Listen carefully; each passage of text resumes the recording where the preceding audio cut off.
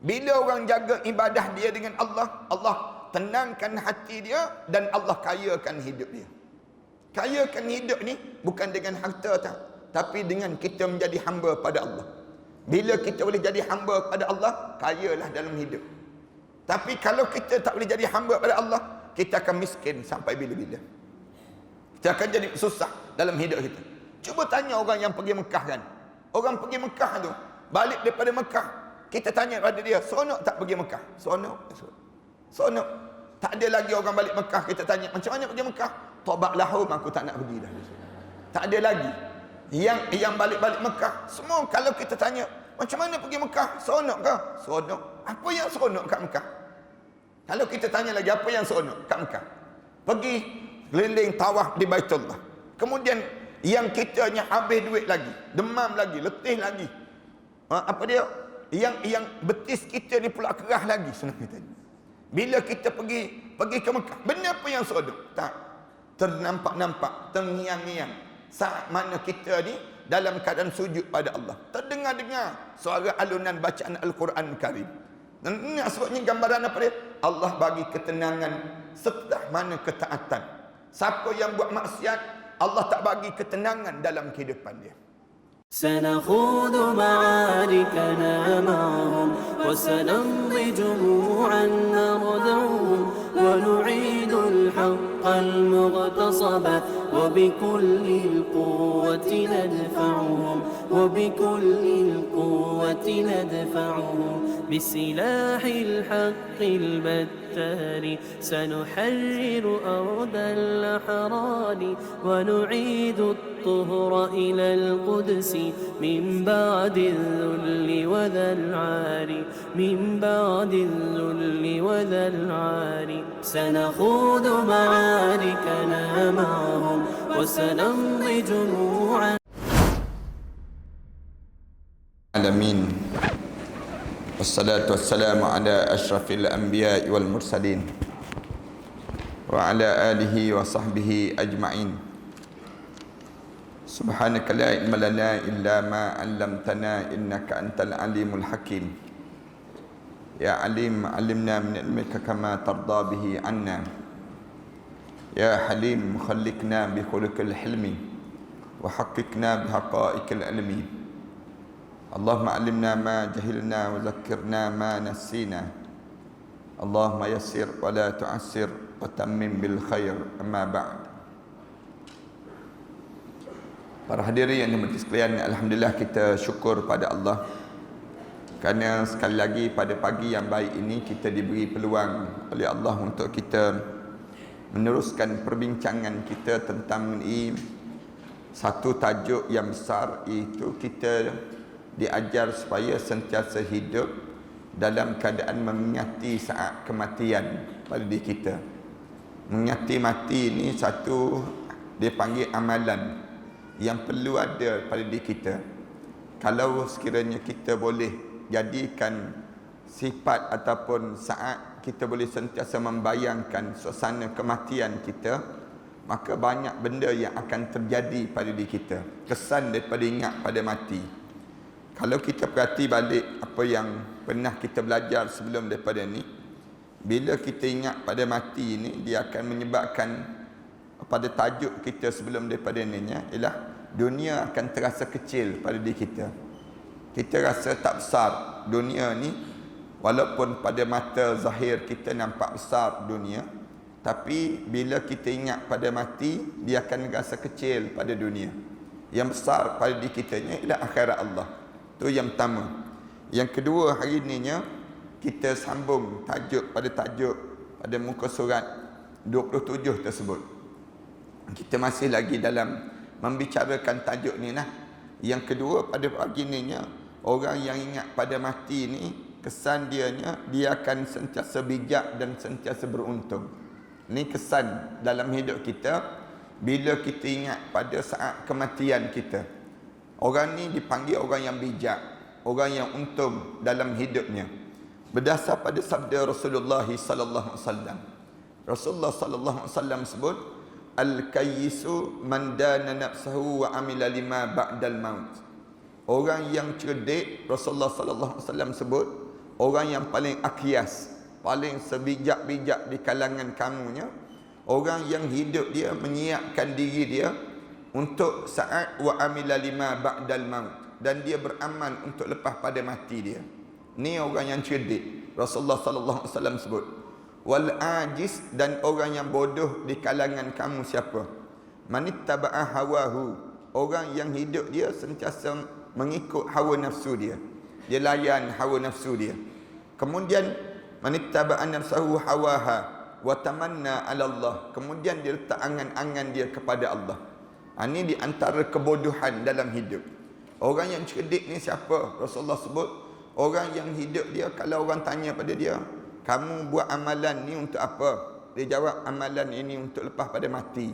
Bukan untuk nak suruh orang puji, bukan nak suruh orang kata kamu orang yang abid, tak. Tapi kalau ditanya, kamu buat amalan untuk apa? Kamu buat sesuatu benda ni untuk apa? Saya buat untuk lepas pada mati saya. Orang tanya, apa untungnya bila kamu buat sebegini? Kita jawab, untungnya lepas pada mati. Sekarang tak nampak keuntungan, tapi bila nampak keuntungan ni, bila saya mati nanti, saya nampak untungnya. Beruntungnya kita. Sebab biasanya manusia ni lepas pada mati, satu penyakit yang datang lepas pada mati. Penyakit apa dia? Penyakit menyesal. Sekarang kita tak menyesal lagi sebab kita ni tak mati lagi. Cuba try mati, senang kita. Cuba kita mati. Bila kita mati, mula datang penyesalan. Datang timbul penyesalan demi penyesalan. Kenapa kita menyesal? Kerana kita tak buat amalan. Banyak benda yang kita tertinggal. Anda sebut banyak kali pada jemaah kan, ada 3 je amalan yang utama yang kita kena jaga sangat sebelum kita mati. 3 je. Yang pertama, jaga keyakinan. Jaga keyakinan dalam diri kita ni. Jangan tergerak-gerak keyakinan kita. Jangan dipanggil, jangan kita ni teragak-agak dengan Islam. Jangan. Dalam hidup kita ni, biar kita ni sentiasa yakin dengan Islam. Islam dalam semua bidang. Dalam ekonomi saya dengan Islam, dalam politik saya dengan Islam, dalam sosial saya dengan Islam. Maknanya hidup kita ni semua dengan Islam. Sebab Allah Subhanahu Wa Taala sebut, wala tamutunna illa wa antum muslimun. Jangan kamu mati kecuali saat mana kamu mati itu kamu benar-benar seorang muslim. Allah ajar demikian. Yang pertama, tolong jaga keyakinan. Sebab dalam hidup kita ni, dia beralih keyakinan.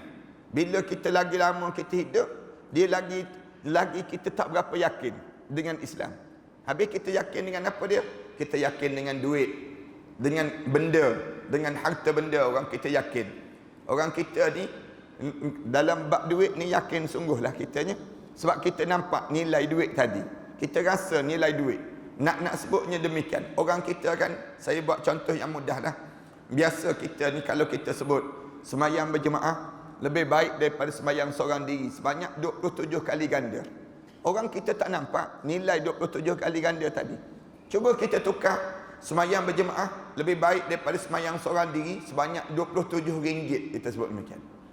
RM27. Lepas semayang, Tok Imam bagi RM27. RM27 seorang. Saya rasa masjid ni 7 tingkat pun tak muat, tak kena gaya. Penuh orang datang. Kenapa datang? RM27 ni dia sebut. Orang datang awal lagi. Dengan cucu-cucu pun bawa juga. Cucu pun bawa. Lepas semayang, Tok Imam bagi RM27. RM27 seorang kan. Mesti dibawa cucu dia juga. Cucu saya ni jangan lupa, dia sebut demikian. Ni cucu saya pun semayang juga tadi. Kerana RM27. Nilai kebendaan. Orang kita ni pergi yakin dengan harta benda. Dia tak yakin dengan apa dia? Tak yakin dengan Islam. Pahala tak yakin. Orang kita tak yakin. Sebab tu Islam datang, Islam suruh kamu letak keyakinan yang pertama sebelum kamu mati, yang disebut dengan keyakinan dengan Islam. Kita dalam hidup kita ni, kalau orang datang bagi tahu pada kita, nak tak ambil insurans ini, nak tak terlibat dengan insurans ni, kita tanya Islami ke tak Islami. Kita kena tanya, cara Islam ke tak cara Islam. Dia jawab tak, bukan cara Islam, tapi tak cara Islam pun untung ni, disebut demikian. Ni kita kata tak ada yang untungnya selagi mana kita tidak kembali pada Islam. Islam ni membawa keuntungan. Itu kaedah yang pertama. Benda yang pertama sebelum kita mati ni, jaga yang disebut keyakinan. Yang pertama. Yang kedua, sebelum kita menghadap depan Allah, kita jaga apa dia? Jaga ibadah pada Allah. Jaga ibadah. Dalam hidup ni, bersusah payahlah sikit kita dalam beribadah pada Allah. Biar kita ni bersungguh-sungguh dalam ibadah. Ibadah ni banyak. Satu ibadah khusus, satu lagi ibadah umum dipanggil. Ibadah khusus ni apa dia? Ibadah khusus ni dipanggil yang sembahyang, puasa, zakat ni ibadah khusus. Satu lagi ibadah umum. Ibadah umum ni ulama-ulama sebut banyak benda. Kadang-kadang pergi pejabat boleh jadi ibadah, boleh jadi tidak jadi ibadah, dia jadi adat. Dia beza ibadah dengan adat. Adat satu perkara, kemudian yang keduanya ibadah. Ibadah tu sendiri. Kalau kita nak tahu ibadah umum ni macam mana, ulama-ulama tanya lagi. Kita ditanya lagi alim ulama, nak tahu ibadah umum ni macam mana? Yang pertama, setiap benda yang kita buat mesti diniatkan Allah. Tak boleh kita buat selain daripada Allah. Itu kita sedang buat ibadah. Buat satu benda tu mesti kerana Allah. Ni tanda kita sedang beribadah. Bila kita buat sesuatu, semuanya kerana Allah, kerana Allah. Tak boleh buat kerana selain daripada Allah. Orang tanya, kenapa datang ke masjid nak dengar ceramah? Kenapa nak dengar ceramah? Kerana ustaz muda sikit, misalnya contohnya. Yang datang. Suatu hari datang ustaz tua. Tak datang-datanglah kita. Kenapa? Kerana kita datang kerana ustaz. Kita tak datang kerana Allah. Dalam hidup kita ni, mesti kita buat kerana Allah. Orang tanya, kenapa datang masjid? Saya nak dengar ceramah. Kenapa nak dengar ceramah? Kerana Allah suruh saya dengar ceramah. Kerana Allah, dia panggil demikian. Tak boleh kita buat kerana yang lain daripada Allah. Tak boleh. Orang tanya, kenapa datang masjid nak dengar ceramah? Kenapa nak dengar ceramah? Jamuan disediakan, dia jawab demikian. Bila kita datang tu tidak kerana Allah, maka dia tak jadi ibadah. Semua benda yang kita buat mesti kerana Allah, kerana Allah, kerana Allah. Dia jadi demikian. Dalam hidup kita ni asas dalam kita beribadah pada Allah. Yang pertama. Yang kedua, ibadah ni boleh dimulakan dengan bismillah, diakhiri dengan alhamdulillah. Semua ibadah umum ini dia boleh mulakan dengan bismillah. Kita buat satu benda, semua bismillah. Nak makan, baca bismillah. Lepas pada kita makan, alhamdulillah. Semua dalam hidup kita ni bismillah. Nak buat satu benda dengan bismillah, kalau kita buat benda dengan bismillah, itu tanda kita sedang buat ibadah. Tanda orang ni cerdik. Mana-mana orang yang tak boleh baca bismillah, satu benda yang tak boleh baca bismillah, kita jangan buat. Jangan buat. Kerana dia tak jadi ibadah dalam hidup kita. Kita nak tidur, bismillah. Nak jalan, bismillah. Semua bismillah. Bila kita buat bismillah, tanda kita ibadah. Bangun daripada tidur, alhamdulillah. Keluar bilik air, alhamdulillah. Maknanya kita sedang beribadah pada Allah. Hatta masuk bilik air. Masuk bilik air, kalau kita betul teknik, dapat pahala. Kalau tak betul teknik, kita dapat adat je lah. Adat kita, adat kebiasaan. Bila adat kebiasaan ni apa dia? Bila orang sakit perut, kena masuk tandas. Itu adat kebiasaan. Tapi kaedah dalam hidup orang mukmin ni, bila kita sakit perut, kita buat ibadah juga dengan sakit perut kita. Macam mana sakit perut kita dapat pahala? Kita masuk, baca doa. A'udzubika minal khubusi wal khaba'is. Kemudian kita keluar, alhamdulillah, ghufranaka ya Rabb. Alhamdulillahilladzi adhaba 'anil adzaba wa afani wa abqa 'alayya ma yanfa'uni. Sepanjang kita dalam tandas tu, semua kita dapat pahala. Dapat pahala kerana apa dia? Kerana kita sedang buat ibadah pada Allah. Ini cara dalam hidup kita. Kita tidur ni, kalau kita tak kena gaya jadi adat. Kena gaya jadi ibadah. Bila kita nak tidur, baca doa. Bismikallahumma ahyana wa amutu. Kita nak tidur kan. Bangun daripada tidur, celik-celik mata. Alhamdulillah alladzi ahyana ba'dama amatana wa ilaihin nusyur. Sepanjang kita tidur tu, semua boleh pahala. Dapat pahala pada diri kita demikian. Ni ibadah. Ini panggil ibadah umum dalam hidup. Kerana maksiat tak boleh baca bismillah. Tak ada orang buat maksiat baca bismillah, tak ada. Marilah kita mulakan mengumpat dengan bismillahirrahmanirrahim. Siap je mengumpat, alhamdulillah, selesai satu sesi. Kita masuk sesi yang kedua pula tak ada. Maksiat orang tak baca bismillah. Bila tak boleh baca bismillah, tanda sedang buat maksiat. Mana ada orang buat maksiat baca bismillah, tak ada. Beratur beli nombor ekor, bismillahirrahmanirrahim. Siap beli nombor ekor, tunjuk depan Tok Imam. Tok Imam, alhamdulillah dekat-dekat nak kena, dia sebut demikian. Tak ada, maksiat tak boleh buat demikian. Maksiat orang tak boleh baca bismillah. Kalau tak boleh baca bismillah, jangan buat. Dia buat maksiat. Sebab tu saya sebut sikit lagi lah. Kita naik sikit lagi. Termasuklah hisap rokok, tuan-tuan. Hisap rokok orang tak baca bismillah. Tak ada lagi setakat ni orang hisap rokok, ambil rokok, letak mulut, bismillahirrahmanirrahim. Allahumma barik lana fima razaqtana wa qina adzabannar. Baca doa tak ada. Siap je hisap rokok, tengah rokok sebut, alhamdulillah, dia sebut demikian. Anak sebutnya gambaran, bila tak boleh baca bismillah, jangan buat. Kenapa? Kerana dia tidak ibadah. Semua benda yang boleh baca bismillah, tanda ibadah. 2, tanda ibadah. Yang 3, tanda ibadah ni apa dia? Tanda ibadah umum. Nak suruh kita ni sentiasa jaga ibadah sebelum kita menghadap depan Allah. Dalam hidup kita, setiap kali mana kita buat satu benda yang disuruh oleh Allah, kita akan penat. Tanda ibadah. Ibadah ni penat. Penat. Kenapa penat? Penat di dunia, dia akan rehat di akhirat. Itu kaedah dalam hidup kita. Semua ibadah ni penat. Sembahyang penat, puasa penat, ni tunggu ustaz sampai pun penat, dia panggil demikian. Kemudian hidup kita ni jadi penat. Kita buat semua benda yang kita disuruh oleh Allah penat. Susun rumah tangga penat, nak tunggu suami pulang penat. Dalam hidup kita buat satu benda yang penat, itulah tanda ibadah. Ibadah ni dia penat. Semua ibadah ni penat. Kerana apa dia? Siapa yang penat di dunia, dia rehat di dalam kubur nanti. Siapa yang rehat di dunia, dia penat dalam kubur nanti. Tak semayang, orang semayang penat. Manakala orang yang tak semayang, rehat. Tapi rehat di dunia, dia penat dalam kubur kejap. Itu kaedah dalam hidup kita. Manakala buat maksiat tak pernah penat. Mana ada orang penat buat maksiat? Tak ada. Orang buat maksiat semua segar-segar. Tak ada lagi orang tengah-tengah mengumpat tertidur, tak ada lagi. Tak ada lagi setakat ni orang tengah-tengah mengumpat terhangguk dia. Orang tanya, buat benda tu, mengumpat dia jawab. Tak ada.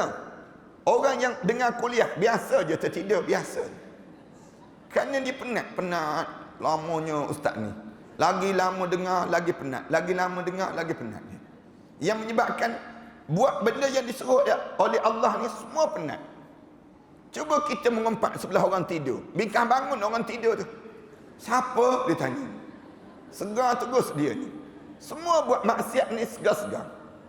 Orang kita kan, dia boleh tunggu sampai pukul 12 tengah malam. Boleh tunggu. Nak tunggu jam denting je. Ting, ting, ting. Bila jam denting, ting, ting, ting, ting tu, dia nak buat apa? Dia nak sebut, ye, tu je. Yang dia nak tunggu jam berdenting tu kan, sampai tengah malam. Malam-malam kemerdekaan ke, malam tahun baru ke, nak masuk, dia kira tu 5, 4, 3, 2, 1. Dia nak sebut apa? Nak sebut ye je. Yang dia nak sebut tersebut. Dia nak tunggu tu. Kalau begitu baik, cepatkan jam tu, denting awal dia panggil. Tapi rela dia tunggu je. Nak gambarkan pada kita apa dia? Maksiat, semua segar-segar. Cuba kita kuliah, panjang sikit je. Start daripada maghrib, panjang, pukul 9 lebih je. Orang pun tengok jam, kejap-kejap tengok jam. Anda ingat lagi anak khutbah Jumaat, satu masjid, tengah khutbah Jumaat. Khutbah Jumaat ni, tengah datang mimbar gini. Kita khutbah Jumaat tu, 10 minit lagi nak pukul 2. Seorang makmum tu angkat jam, tunjuk jam. Tunjuk jam ni pada kita. Ni tunjuk jam. Lepas tu dia buat gini. Dia makmum kat bawah. Makmum kat bawah boleh tunjuk demikian. Ana tengok dia angkat jam tu, pun ana pun angkat jam juga tunjuk. Aku pun ada jam lah nak sebut. Bukan kau seorang ada jam. Nak sebutnya, padahal 10 minit lagi nak pukul 2. Mentang-mentang dia kerja. Katakanlah, tunggu, sabarlah sikit, penghujung dah. Dah penghujung dah khutbah. Tapi nak gambarkan orang kita ni, kalau buat benda yang disuruh oleh Allah, berkira-kira dalam hidup. Sebab tu jangan berkira dalam buat ibadah pada Allah. Bila kita nak suruh kita dekat dengan Allah, dalam hidup kita ni, buatlah ibadah kita ni sepanjang masa. Walaupun kita penat, kerana kita tahu kejap lagi kita akan rehat dalam kubur. Kita akan rehat. Kita nak buat pilihan yang mana? Nak rehat di dunia ke nak rehat dalam kubur? Kalau orang yang cerdik, Rasulullah sebut, cerdik kamu nak rehat dalam kubur, bukan kamu nak rehat di dunia. Dunia ni yaumul amal, hari untuk kita buat kerja kita. Manakala masuk kubur, yaumul jaza, hari untuk dibalas segala ganjaran. Tak ada lagi amalan-amalan yang perlu kita buat. Sekarang buat je benda yang disuruh oleh Allah. Kerana yang kita buat tu bukan kita buat untuk orang, kita buat untuk diri kita sendiri. Saya sebut banyak kali kan pada jemaah sekalian. Jemaah janganlah rasa sedih. Janganlah kita rasa kecewa dengan amalan yang kita buat. Kalaupun tak ada orang puji, tak ada pun orang sebut-sebut tentang amalan kita, jangan sedih. Kerana yang kita buat tu untuk diri kita, bukan untuk orang lain. Anda buat contoh yang paling ringkas kan, yang pernah anda cerita pada jemaah. Kadang-kadang kita ni, bila kita berjumpa kawan-kawan kita, kita senyum. Kita senyum. Bila kita senyum tu, dia paling tu, kita jadi rasa sedih. Dia paling tu, dia paling, dia sebut pula, dia sebut demikian. Dia sebut tu, kita pun rasa sedih. Jangan sedih. Ulama-ulama ajar, bila kita senyum, dia paling. Kita terus senyum kita. Kita sebut, aku bukan senyum pada engkau pun, aku senyum pada aku sendiri. Sebut. Amalan yang aku buat ni bukan untuk engkau. Amalan yang aku buat ni untuk diri aku. Semua benda yang kita buat yang baik, semua kembali balik pada kita. Manakala yang buruk yang kita buat, ia bukan kena pada orang tersebut, kena pada diri kita sendiri. Ini kaedah dalam hidup kita. Sebab tu, kalau ada orang buat jahat pada kita, kita jangan rasa sedih. Jahat itu sebenarnya tak kena pun pada kita, kena pada diri dia balik. Cuma kita rasa sedih kesian dia, kerana jahat dia tadi menyebabkan bertimbul-timbul lagi jahat ke atas diri dia. Menyebabkan diri kita ni lapang dada. Yang ni yang diajar dalam hidup kita ni. Orang mukmin ni, dia sentiasa cerdik dalam hidup dia. Cerdik, dia nampak. Kalau ada orang buat khianat pada diri dia, bukan dia buat khianat pada diri kita, tapi dia buat khianat pada diri dia sendiri. Nabi Muhammad sallallahu alaihi wasallam, contoh yang mudahkan, bangun pagi je, tengok orang letak sampah depan rumah Rasulullah. Bangun pagi je, tengok ada sampah depan rumah Rasulullah. Apa yang Rasulullah buat? Rasulullah ambil sampah tersebut, buang ke dalam tong sampah. Cara Rasulullah sallallahu alaihi wasallam. Ni kan ada perangai orang kita ni, dia duduk rumah, banyak-banyak rumah ni, dia ambil sampah dia pergi letak di rumah orang lain. Ni ada juga penyakit ni kan. Kadang-kadang kita letak tong sampah kat luar, misal contoh. Tong sampah kita kat luar, kejap lagi penuh je sampah. Kita tengok sampah siapa pula kita sebut. Bukan sampah kita pun. Bukan zaman kita aja. Zaman Rasulullah lagi. Demikian. Perangai orang ni, perangai yang buruk orang ni, dia ambil sampah tadi, dia pergi letak depan rumah Rasulullah sallallahu alaihi wasallam. Rasulullah pula ambil sampah, dia nampak sampah tu pahala. Ambil sampah tu Rasulullah buang. Bangun setiap pagi begitu. Suatu pagi Rasulullah sallallahu alaihi wasallam bangun, tengok sampah ni tak ada. Tengok sampah tak ada kan? Rasulullah tanya, mana orang yang biasa buang sampah tak buang pagi ni kenapa? Rasulullah tanya soalan demikian. Sahabat-sahabat jawab, dia demam malaria, senang ceritanya. Demam denggi lah tu. Sampai tak bangun-bangun. Rasulullah kata demam. Rasulullah pergi rumah dia. Rasulullah siapkan makanan. Rasulullah suap makanan pada dia. Suap makanan pada dia. Nak sebutnya gambaran bagaimana Rasulullah sallallahu alaihi wasallam siap sampai peringkat disebutnya ceritanya orang wanita Yahudi. Asalnya demikian. Yang membuat perangai demikian. Ada yang sebut yang ini di kalangan orang kafir Quraisy. Beza-beza. Rasulullah sampai peringkat demikian. Boleh buat baik. Wanita Yahudi itu yang Rasulullah pergi dalam pasar tu kan, disebut Rasulullah berjalan dalam pasar, tengok ada wanita Yahudi yang banyak barang, di tubuh dan dia tu. Rasulullah pergi tolong wanita Yahudi tadi, ambil barang tu. Makcik dia kata sebut, biar saya bawa datang, bawa dia sebut. Lalu dia ambil barang. Wanita Yahudi tu bagi semua pada Rasulullah. Rasulullah ambil barang tersebut, tunjukkan rumah makcik dia sebut. Lalu ditunjuk rumah dia. Rasulullah pergi hantar sampai di rumah tersebut. Bila sampai saja, Lalu wanita Yahudi ni, wanita tua Yahudi ni, dia kata apa dia? Dia kata, pemuda, kamu ni bagus. Seorang yang bagus, hebat. Dia sebut demikian. Dia kata, tak ada lagi orang yang buat demikian pada aku, kecuali kamu. Cuma aku nak pesan pada kamu, di bandar ini ada seorang pemuda, namanya Muhammad. Kamu jangan dekat dengan dia. Dia tu bawa ajaran sesat, dia sebut demikian. Dia sebut pada Rasulullah. Rasulullah diam je, senyum. Begitulah Rasulullah. Sampailah wanita buat baik pada wanita Yahudi tadi. Sampai wanita Yahudi itu tua, buta mata. Hari-hari Rasulullah datang masak, bagi makan, suap ke mulut. Sambil suap ke mulut tu, wanita Yahudi ni kata, bagusnya kamu. Cuma aku ingin pesan pada kamu, janganlah kamu berkawan dengan Muhammad. Nanti dengan kamu jadi sesat. Dia sebut. Kalau kita jadi Rasulullah lah, agak-agak kita buat macam mana? Agak-agak lah. Ambil je garpu tu, godok je dalam mulut orang tu. Nak sebutnya, dah tak kenal budi langsung. Patutnya demikian. Patutnya kita ditolong. Kemudian tanyalah nama sikit. Tanyalah sepatah. Siapa? Kamu ni nama apa anak muda? Tak. Hanya yang dipesan, jangan dekat dengan Muhammad. Muhammad tu Rasulullah sendiri. Nak gambarkan tentang bagaimana jaganya ibadah. Sampai Rasulullah wafat. Bila Rasulullah wafat, kan Abu Bakar pergi, Abu Bakar sediakan makanan. Abu Bakar suap ke mulut yang disebut wanita tua tadi. Wanita tua tu pegang tangan Abu Bakar. Siapa kamu? Siapa kamu? Lalu katanya Abu Bakar, orang yang biasa suap ke kamu. Dia sebut demikian. Orang yang biasa bagi pada kamu. Lalu katanya wanita sebut, tak. Orang yang biasa suap ke aku ni jauh lebih lembut dibandingkan dengan engkau. Engkau ni gelojoh sikit, dia sebut demikian. Suap macam ni lain sikit gaya, tak sama dengan yang biasa yang suapkan. Lalu katanya wanita tua tersebut, di mana orang yang biasa suap ke mulut aku? Lalu katanya Abu Bakar kata, orang tu dah wafat. Dah wafat. Siapa sebenarnya pemuda yang biasa suap ke mulut aku tadi? Lalu disebut Muhammad bin Abdullah Rasulullah. Sebut nama Muhammad tu, terkejut dia, tergamam, mengalir mata. Sebut terus, asyhadu an la ilaha illallah wa asyhadu anna Muhammadar Rasulullah. Masuk Islam. Patutnya dia boleh masuk Islam awal lagi. Tapi oleh kerana nak sebutnya lemah lembutnya cara Rasulullah sallallahu alaihi wasallam. Ini nak sebut gambaran dalam hidup kita pun sama.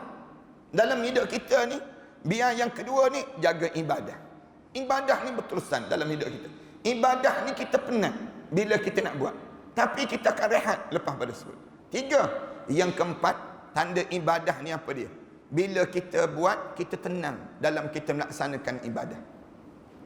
Semua benda yang kita buat ni kita rasa lapang je dada. Tenang je hati kita. Perhaniskan perasaan tak? Lepas pada perhaniskan keluar daripada masjid nanti, keluar je majlis ilmu, rasa lapang je dada. Rasa lapang je. Kita ni kan bangun tahajud malam. Lepas pada kita bangun tahajud malam tu, kita rasa lapang je dada kita. Rasa nikmat je dada kita. Allah jadikan demikian. Yang ni kekayaan yang Allah kurniakan.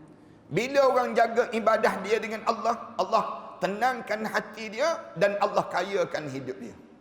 Kayakan hidup ni bukan dengan harta tak, tapi dengan kita menjadi hamba pada Allah. Bila kita boleh jadi hamba pada Allah, kayalah dalam hidup. Tapi kalau kita tak boleh jadi hamba pada Allah, kita akan miskin sampai bila-bila. Kita akan jadi susah dalam hidup kita. Cuba tanya orang yang pergi Mekah kan. Orang pergi Mekah tu, balik daripada Mekah, kita tanya pada dia, seronok tak pergi Mekah? Seronok. Seronok. Tak ada lagi orang balik Mekah, kita tanya, macam mana pergi Mekah? Tobat lahum, aku tak nak pergi dah. Tak ada lagi. Yang balik-balik Mekah, semua kalau kita tanya, macam mana pergi Mekah? Seronok ke? Seronok. Apa yang seronok kat Mekah? Kalau kita tanya lagi, apa yang seronok kat Mekah? Pergi keliling tawaf di Baitullah. Kemudian yang kitanya habis duit lagi, demam lagi, letih lagi. Apa dia? Yang betis kita ni pula kerah lagi senang kita. Bila kita pergi ke Mekah, benda apa yang seronok? Tak. Ternampak-nampak, terngiang-ngiang. Saat mana kita ni dalam keadaan sujud pada Allah, terdengar-dengar suara alunan bacaan Al-Quran Karim. Dan ini sebabnya gambaran apa dia? Allah bagi ketenangan setelah mana ketaatan. Siapa yang buat maksiat, Allah tak bagi ketenangan dalam kehidupan dia. Tak ada ketenangan dengan kemaksiatan. Para hadis kan cari ketenangan daripada kemaksiatan, para hadis kan akan kecewa. Kecewa sepanjang masa. Kerana pemilik hati kita ni siapa? Allah. Allah lah yang memberi ketenangan. Kita boleh dalam hidup kita ni, kita hanya memiliki 1/4 saja. 3/4 lagi milik Allah. Hati kita ni 1/4 je yang kita miliki. Kita boleh beli rumah, tapi kita tak boleh beli kebahagiaan. Kita boleh beli ubat, tapi kita tak boleh beli kesembuhan. Kita boleh beli apa dia? Kita boleh beli tilam, tapi kita tak boleh beli kelenaan. Lena tak boleh beli. Ramai mana orang beli tilam warna yang tak sakit tulang belakang tu kan. Beli tilam, tak tidur-tidur dia, terkelip-kelip mata dia. Akhirnya ambil toto, lena pula atas toto dia. Nak sebutnya, gambaran dalam hidup kita ni, kita boleh beli rumah, tapi kita tak boleh beli kebahagiaan. Kita boleh beli kenderaan, tapi kita tak boleh beli keselesaan dalam hidup kita. Siapa pemilik semua ni? Allah. Bagaimana Allah nak bagi pada kita kebahagiaan, keselesaan, ketenangan dalam hidup? Kamu jadi hamba pada Allah. Ini yang kedua, yang kena jaga. Yang ketiga, sebelum kita menghadap depan Allah, jaga yang ketiga yang besar apa dia? Jaga akhlak. Jaga akhlak. Akhlak kita tolong jaga. Tiga ni asas dia panggil kecerdikan dalam hidup. Yang anda nak huraikan terhadap hadis ini. Hadis yang Rasulullah sebut, al-kayyis man dana nafsahu wa amila lima ba'dal maut. Orang yang cerdik di kalangan kamu, orang yang menyiapkan diri dia. Kita siap apa dia? Tiga benda ni siap. Tiga perkara ni yang besar yang kita kena siap. Siapkan keyakinan, siapkan yang disebut dengan ibadah. Yang ketiga, siapkan kita dengan akhlak. Akhlak kita ni, akhlak kita ni lagi berusia, lagi nampak soleh. Lagi berusia, lagi kita ni warak. Lagi berusia, lagi kita dekat dengan Allah. Itu tanda kita ni sedang menjaga akhlak. Kalau kita ni semakin berusia, semakin jauh daripada Allah, semakin berusia, semakin jauh daripada Allah, orang tak nampak tanda-tanda kewarakan yang ada pada kita. Lagi tua, lagi kuat joget, senang ceritanya. Lagi tua, lagi karaoke. Lagi tua, lagi jauh dengan Allah. Yang maknanya, kamu ni bukan orang yang terbaik akhlak. Buruk akhlak dalam hidup kamu. Abu Ubaid berkata, maksudnya adalah mengawal diri sehingga mahu beribadah kepada Allah Ta'ala serta melakukan amal salih sebagai bekalan setelah mati nanti dan ketika menghadap depan Allah Subhanahu Wa Ta'ala. Tidak mensia-siakan usia yang diberikan Allah serta mengingati dan sentiasa penuh, sentiasa patuh kepada Allah dalam berbagai situasi dan keadaan. Semua perkara itu merupakan bekalan di akhirat nanti. Maknanya, apa maksud kita ni bersiap? Maknanya, siap dengan bekalan amalan. Bekalan amalan. Sebagaimana kita ni kan, kalau kita nak berjalan jauh, maka kita akan ada bekalan. Duit kita cukup. Kemudian kita ada makanan yang cukup. Kita tahu tempat tidur kita yang sempurna. Ini bekalan, dipanggil demikian. Orang yang nak pergi ke alam barzakh, yang kita yakin kita kena pergi ke sana, kena ada bekalan. Kena ada bekalan. Jangan pergi lenggang-lenggang begitu, jangan. Jangan pergi kosong saja, jangan. Tapi pergi dengan bekalan amalan yang kita sediakan untuk kita nak menghadap di hadapan Allah Subhanahu Wa Taala. Perkataan al-kayyis juga bermaksud orang yang berakal, orang yang cerdik. Al-kayyis, orang yang ada akal.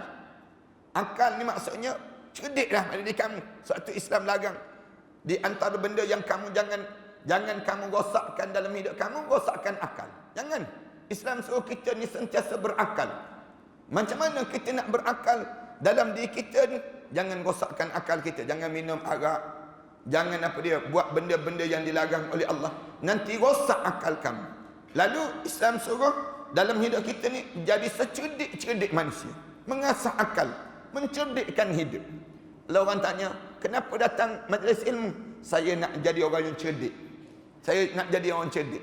Orang tanya, apa nak menunjukkan kamu ni dah jadi cerdik? Kan datang majlis ilmu kita ni kan. Kita ni mana ada kelas, mana ada ujian akhir tahun pun kita. Kita ni tak ada peperiksaan pun. nak membuktikan kita ni cerdik apa dia? Amalan kita. Benda yang kita belajar ni, lepas pada ni kita ikut. Ada satu benda je yang kadang-kadang kita datang belajar ni, kita banyak kita dengar. Tapi kita boleh buat satu je. Benda apa? Mulut sentiasa bersyukur. Kadang-kadang kan, dalam diri kita datang dengar kuliah. Ada ramai kan orang kita ni datang dengar kuliah. Orang tanya dia, dengar kuliah ke tadi? Dengar. Sonok kau? Sonok. Ustaz cerita tadi? Sonok. Benda apa yang ustaz sebut? Entah. Dia sebut demikian. Benda apa yang ustaz sebut? Tapi seronoklah. Seronok dia sebut. Seronok. Dalam banyak-banyak yang dia sebut entah tu, dia boleh pegang satu je. Satu je daripada yang dia belajar tadi. Apa dia? Saya boleh bersyukur pada Allah. Itu tanda dia cerdik. Tanda dia sedang mengasah kecerdikan dalam hidup. Dalam hidup dia, para hadirin sekalian perhati betul-betul. Kita ni kan, kalau kita datang dengan majlis ilmu, duduk dalam majlis ilmu je, perubahan itu berlaku dalam hidup. Berubah perangai kita. Dulu-dulu boleh jadi cara kita bercakap kasar. Tapi bila kita dah dengar kuliah banyak kali, hilang kekasaran tadi. Cara kita bercakap kasar dah tak ada dah. Dulu-dulu kita ni suka tengking-tengking dalam hidup kita. Bila kita dah banyak belajar, berubah perangai kita. Dulu nak bangun tahajud pun susah pada diri kita kan. Sekarang kita dah boleh dah tahajud. Walaupun lepas isyak kita tahajud terus. Paling-paling tidak pun kita dah mula dah dalam hidup kita demikian. Dulu-dulu kita ni pantang tengok tabung derma. Tengok tabung derma, pejam mata terus dulu. Sekarang tak dah. Bila lalu tabung derma tu, buka beg juga. Nak cari juga apa benda yang boleh masuk dalam tabung derma. Menandakan apa dia? Perubahan telah wujud dalam diri kita. Perubahan untuk apa? Perubahan untuk kecerdikan. Orang cerdik je layak masuk dalam syurga Allah. Nanti dia jadi demikian.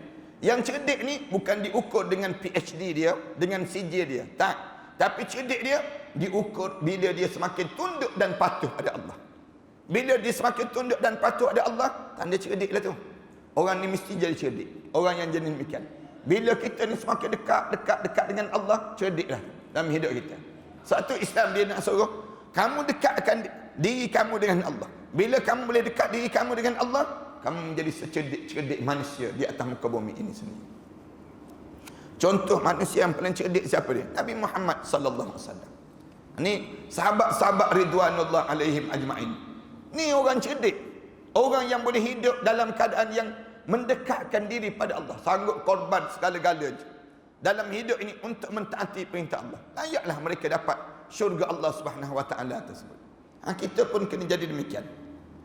Yang merupakan lawan perkataan al-ajiz. Ajiz ni maknanya lemah. Lawan perkataan al-qayyis, lawan dia apa dia? Ajiz. Ajiz ni maknanya sebodoh-bodoh manusia.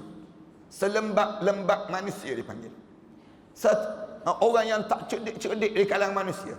Siapa yang tak cerdik di kalangan umat manusia ni? Manittaba'a hawahu. Dia hidup atas dunia ni, layan je hawa nafsu dia.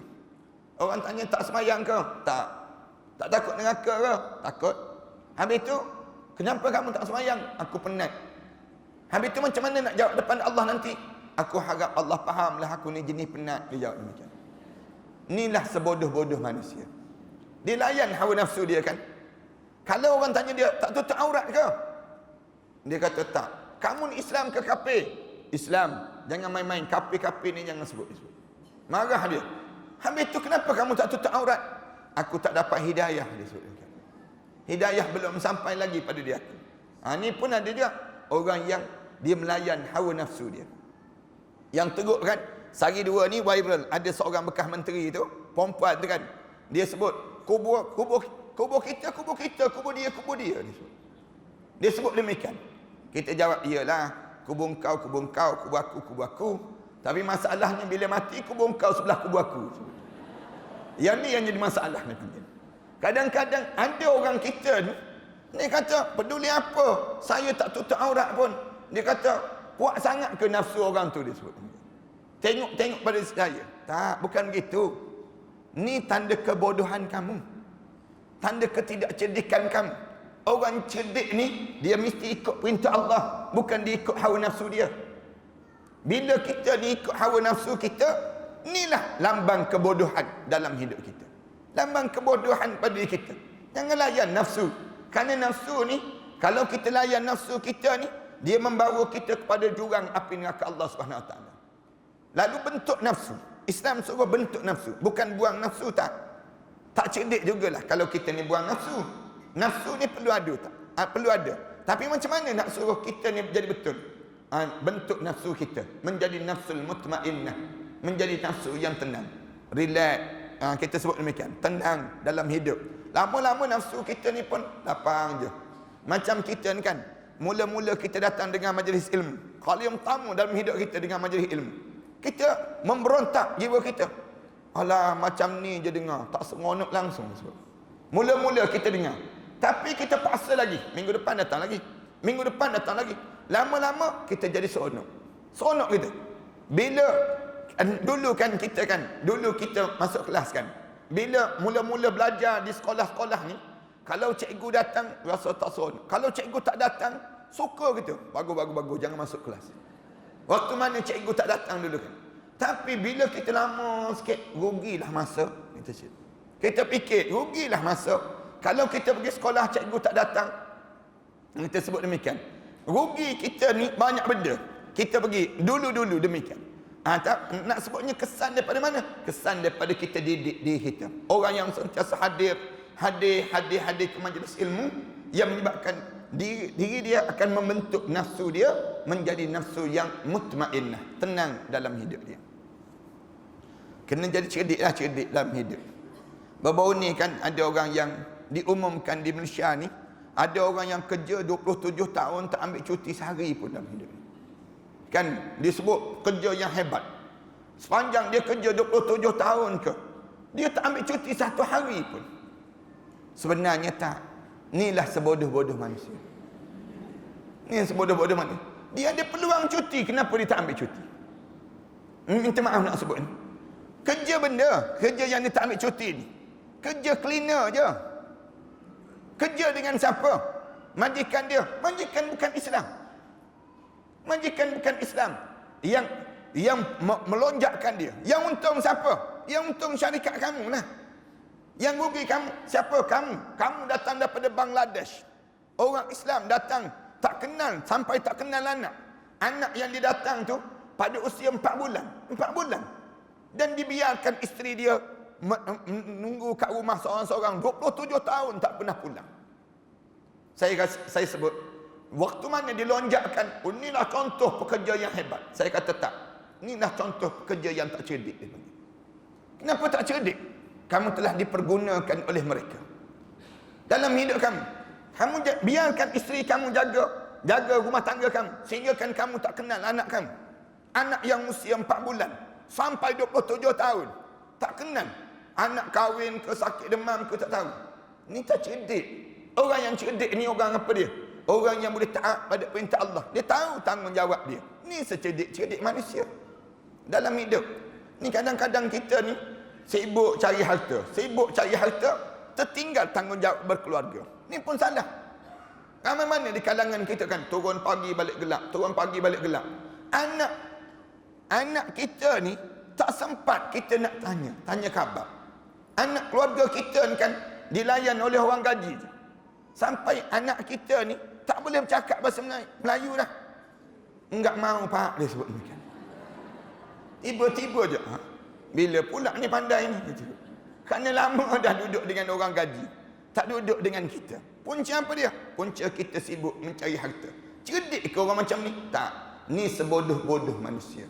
Rasulullah sebut wal ajis, dan sebodoh-bodoh manusia, yang maknanya orang yang lemah ataupun orang bodoh. Orang yang lemah adalah yang sedikit melakukan amal perbuatan, amat kurang ketaatan pada Allah, sentiasa menurut hawa nafsunya, dan sentiasa berangan-angan agar Allah Subhanahu wa taala mengampuni dosa dia. Letak angan-angan je. Bila orang tanya, kamu buat macam ni, kamu tak takut ke berdosa dalam hidup kamu? Dia kata tak apalah, Allah tu Maha Pemurah lagi Maha Penyayang. Dia guna istilah demikian. Orang seperti ini termasuk golongan yang lalai. Padahal Allah Subhanahu wa taala telah memperingatkan mereka agar melakukan segala perintah Allah Subhanahu wa taala dan meninggalkan segala larangannya itu. Al-Hasan Al-Basri berkata, orang yang menjadikan angan-angan sebagai Tuhannya tidak akan membawa kebaikan ketika mana meninggal dunia. Siapa-siapa yang hidup dalam keadaan yang dia melayan angan-angan dia, tak bawa kebaikan saat mana dia meninggal dunia. Jika salah seorang daripada mereka berkata, aku sudah berbaik sangka terhadap Allah Ta'ala, maka itu adalah dusta. Jika memang dia sudah berbaik sangka terhadap Allah Ta'ala, tentu dia sentiasa melakukan amal saleh. Ada orang jawab, saya ni ustaz, memang saya ni tak buat amalan-amalan ni, memang tak ada, tapi saya ada satu amalan. Orang tanya, amalan apa? Baik sangka dengan Allah, dia sebut. Husnul zan dengan Allah, berbaik sangka dengan Allah. Tanya, apa yang kamu baik sangka? Allah tu kan maha pemurah. Walaupun saya ni tak buat amalan, saya ni insya-Allah masuk syurga, dia sebut. Nampak je kat luar ni jahat, tapi dalam ni ada syurga, dia sebut. Kan ada orang kata demikian kan, dia berjumpa dengan kita, ustaz, saya ni, ustaz jangan tengok kat luar, tengok kat dalam. Kat luar ni memang jahat, dalam ni warak, dia sebut demikian. Dia sebut demikian. Kita jawab, tak. Orang Islam bukan begitu. Orang Islam ni kat luar pun soleh, kat dalam pun mesti soleh. Dua-dua dalam hidup dia demikian. Dia tak boleh tak selaras. Kalau kamu kat dalam kamu bagus, kat luar kamu jahat, kamu munafik dalam hidup kamu. Berpura-pura dalam hidup. Orang mukmin ni kat dalam mesti bagus, kat luar mesti bagus. Tu orang mukmin. Orang kafir kat dalam dia jahat, kat luar dia jahat, kat dalam pun jahat. Tu orang kafir. Orang mukmin ni orang yang luar bagus, dalam pun bagus. Itu sifat orang mukmin. Kalau kamu kata kamu ni, saya ni ustaz, jahatlah kat luar ni, tapi kat dalam ni warak ustaz, dia sebut. Saya ni bagus. Tak, sebenarnya kamu munafik. Orang munafik begitu dalam hidup mereka. Dalam hidup kita ni, jangan jadi talam dua muka, jangan. Hiduplah kita ni menjadi orang mukmin. Orang mukmin sentiasa melakukan amal soleh dan hati dia sentiasa jernih dengan Allah Subhanahu wa taala. Dalam firman Allah Taala sebut, "Wa dzalikum dhannukum alladhi zanantum bi rabbikum ardaakum fa asbahtum minal khasirin." Dan itulah sangkaan yang telah kamu sangkakan pada Tuhan kamu. Sangkaan itu telah membinasakan kamu. Bila kamu sangka-sangka macam tu, wa dzalikum dhannukum alladhi dhanantum bi rabbikum. Kamu ni letak sangkaan je dengan Allah. Letak je harapan dengan Allah. Saya berharap Allah akan tolong saya lah. Saya berharap Allah ni maha pemurah dan penyayang. Saya berharap, kamu letak je sangkaan kamu dengan Allah. Tapi fa asbahtum minal khasirin. Bila kamu sampai di akhirat, tengok kosong amalan kamu menghadap depan Allah. Jangan. Satu kita ni kena rajin berdoa. Saya nak sebut sikit lagi. Kena biar kita ni rajin dalam berdoa. Doa ni jangan malas. Orang kita ni malas nak berdoa. Bagi salam, bingkang bangun, tinggal terus. Tak sempat nak baca doa. Jangan kita demikian. Lepas bagi salam, angkat tangan. Sebut jugalah sepatah, dua patah pada kita ni. Ya Allah, ampunkanlah dosa aku ni, ya Allah. Sebut demikian dua tiga patah. Kemudian kita bingkang bangun dah. Jangan malas nak berdoa. Rasulullah diajar dalam hidup kita ni, segala benda kita berdoa. Ya Allah, aku dah buat dah begini. Bila kita nak masuk ke dapur tu, ni, baca doa. Bismillahirrahmanirrahim, tawakkaltu 'ala Allah, wala haula wala quwwata illa billahil aliyyil azim. Kita keluar daripada mana-mana tempat pun, turun daripada kenderaan, sebut terus, alhamdulillahi ala kulli halin, Allahu akbar. Segala puji bagi Allah di atas segala keadaan. Allahu akbar. Kita sebut demikian. Allah yang maha besar. Mulut kita ni sentiasa ada je dengan doa. Supaya apa dia? Supaya kita ni tidaklah rugi di akhirat nanti. Kita kata, malahlah ustaz nak berdoa. Sebab doa dah lama dah, sejak muda sampai tua, doa sama je dia sebut.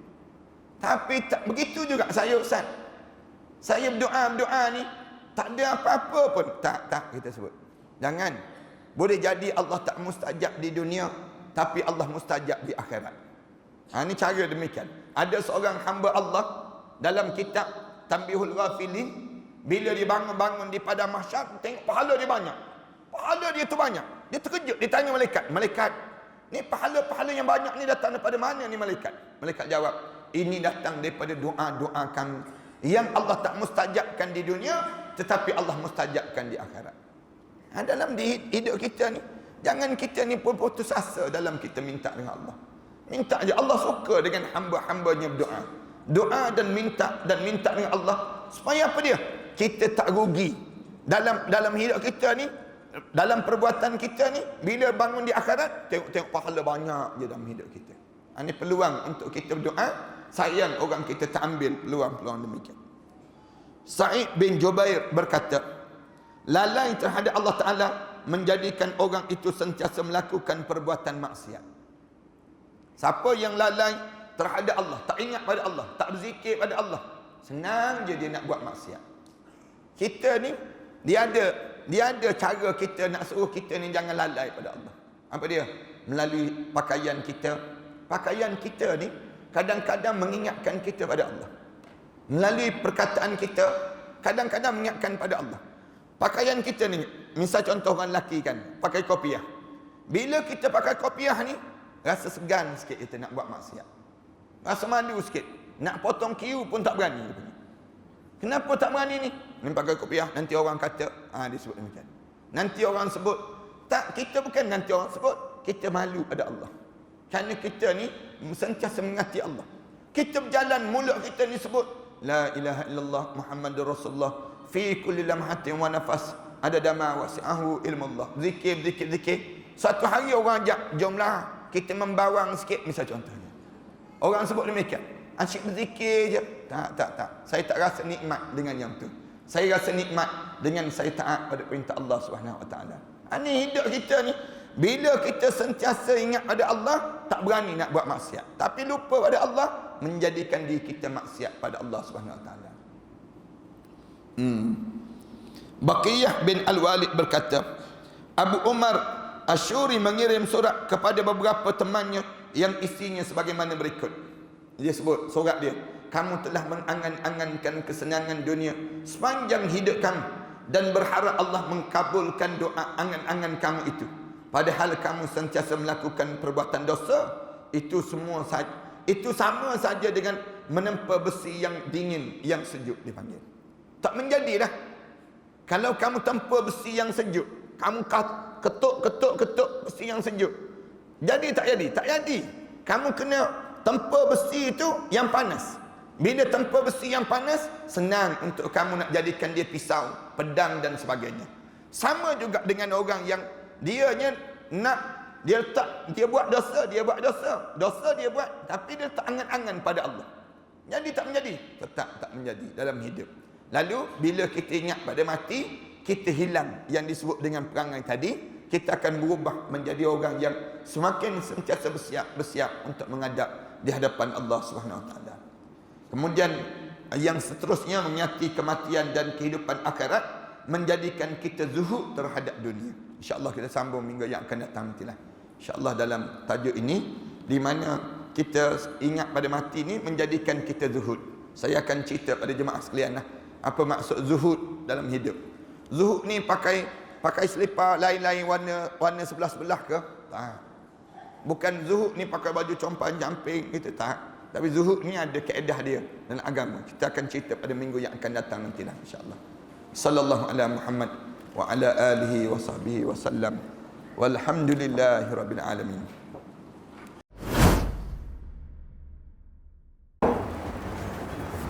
Assalamualaikum warahmatullahi taala wabarakatuh. Alhamdulillah wassalatu wassalamu ala Rasulillah wa ala alihi wa man walah wa ba'd. Sahabat-sahabat sekalian, bangunan yang saya berada ini merupakan bangunan yang kita bercadang untuk mewakafkan, dan kita beli dan kita wakafkan. Sejumlah lebih kurang 5 juta kita perlukan, 3 blok terhadap kawasan ini. 3 blok ini kita telah bersedia untuk membayarnya setelah mana 3 bulan yang akan datang nanti. Saya mencari seramai lebih kurang 1,000 orang para pewakaf yang berjumlah sebanyak 5,000 setiap seorang.